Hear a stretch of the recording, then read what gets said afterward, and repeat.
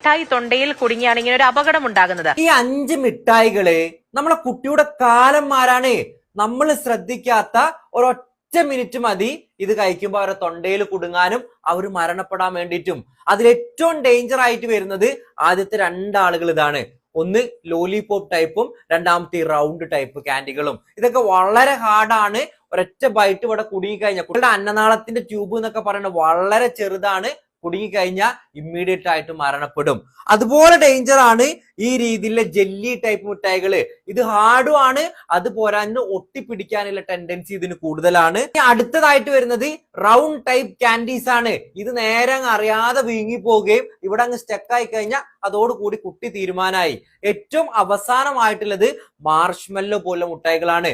ഇതും ഒട്ടിപ്പിടിക്കാനുള്ള ടെൻഡൻസി കൂടുതലാണ്. ദയവ് ചെയ്ത് സൂപ്പർവിഷൻ അല്ലാതെ ഈ മിഠായി കൊടുക്കരുത്, അതല്ലെങ്കിൽ കൊടുക്കാതിരിക്കുക എന്നാണ് എനിക്ക് പറയാനുള്ളത്.